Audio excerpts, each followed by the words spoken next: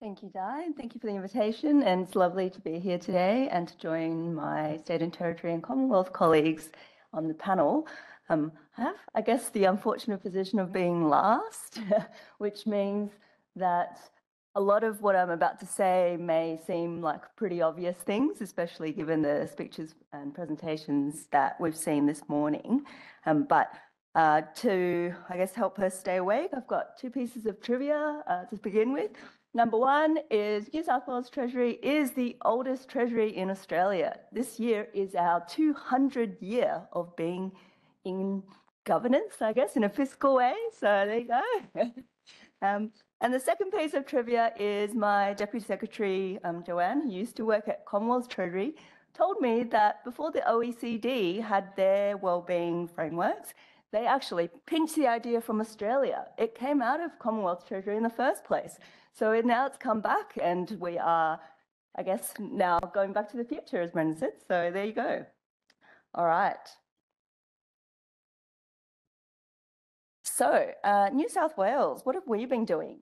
It feels like forever ago now, because as anyone who's ever worked on a budget product, budget's a pretty intense time, but this just came out last week. So we managed to get a performance and wellbeing consultation paper out as part of the budget paper release.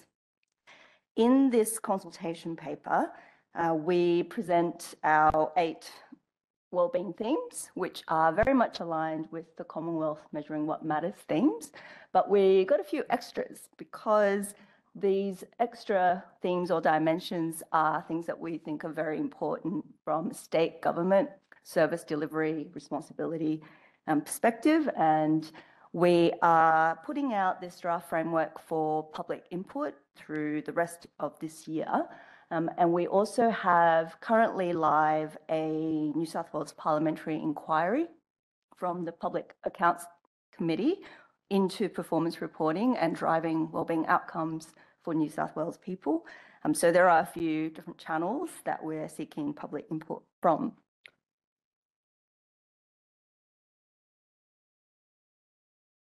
So here are the 8 wellbeing themes on top. What the New South Wales government has also done is to articulate between 3 to 4 New South Wales outcomes that sit under each of the wellbeing themes.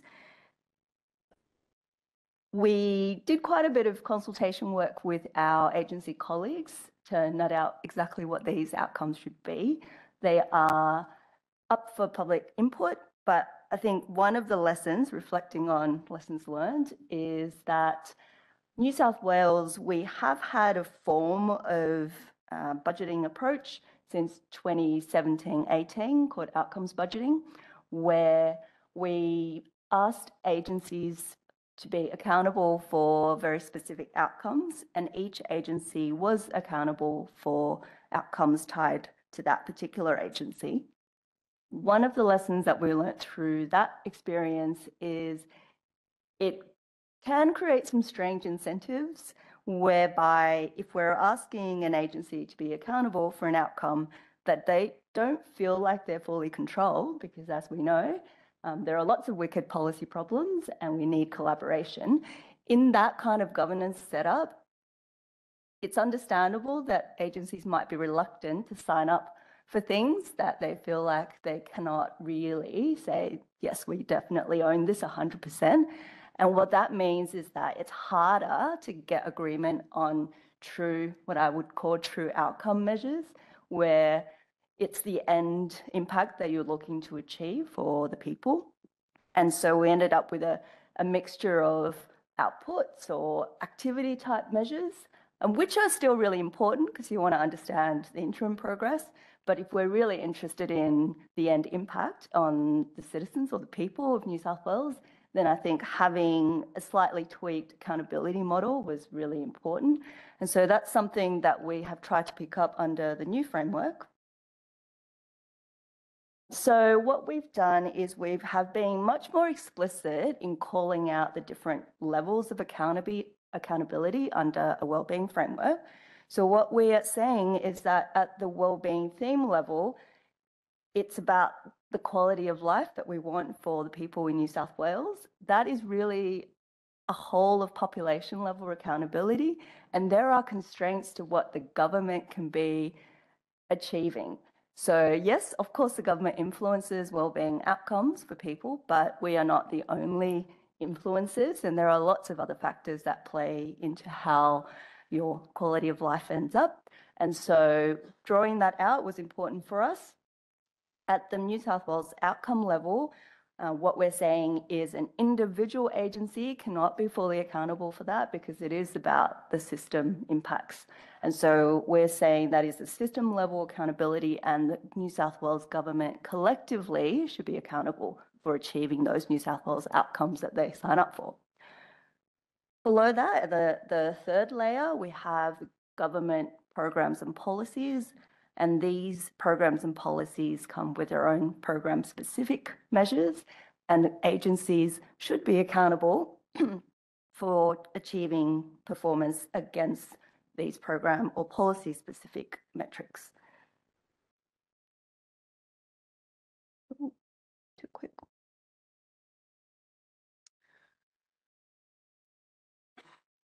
So here, what I wanted to talk a little bit about is, having set up that accountability model, how do we then make sure that we are really measuring the right things? And we know that measurement and indicators and data are challenging to implement in practice.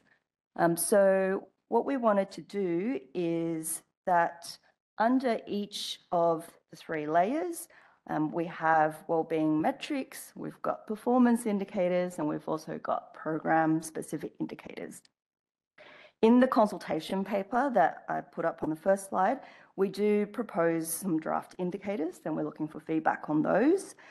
But one thing that I was reflecting on since our experience with outcomes budgeting was that what we found is that over time, we expanded the number of indicators, and that can be really helpful because, of course, you're interested in how you were going across lots of different domains.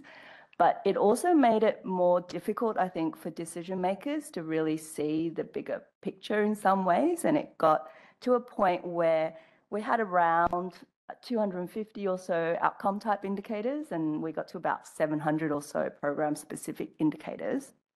And when you're talking about those kind of numbers, it's really difficult for like an expenditure review committee or a cabinet committee to digest that amount of information.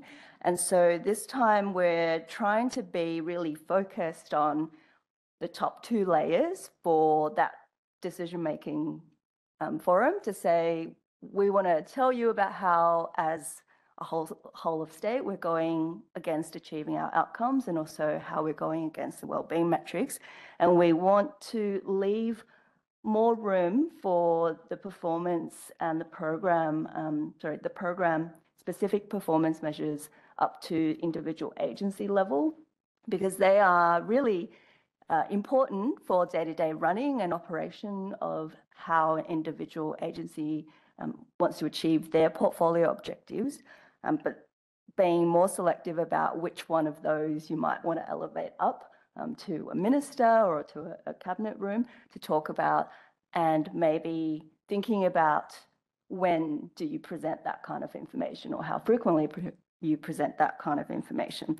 So I think one of the key pieces of feedback that we had from our agency colleagues in their experience with outcomes budgeting is being really clear on, it's great to collect all this data, but where is it going to go? Who is it going to inform? And what is it that we're trying to change? And I think being very focused on that end goal, it has been quite helpful in our kind of evolution of the frameworks that we're thinking about now. And this is my last slide, which is the hardest part, as Cressida said, of how do you integrate wellbeing to government decision making. So I sit in the part of Treasury, New South Wales Treasury, that owns not just the wellbeing framework, but also the First Nations economic prosperity framework, our cost benefit analysis, our evaluation, our business case frameworks.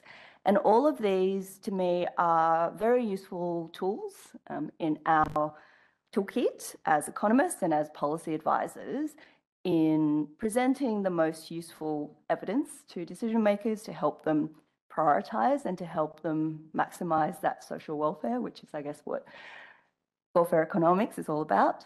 So to me, I see the wellbeing framework as that overarching framework that guides what is it that we're trying to achieve in the ultimate end goals. And having the community input into that will be really important, I think, for us in terms of building in an enduring framework as much as we can. Outcomes budgeting, again, was very internally government focused. We didn't do any community engagement on what those outcomes should be. So again, that's why we're really keen for our new performance and wellbeing framework to have community input and to have community engagement so that we are much more confident about getting the end result defined correctly in a way that resonates with our citizens and our residents. And hopefully we will be learning from all of our other colleagues across the nation in how do you do this part, which is the hardest part, and how do we create the right incentives, being in kind of central agency land, working with our agency colleagues who are very, very motivated and very passionate about what it is that they do. So that's basically it from me. Thank you.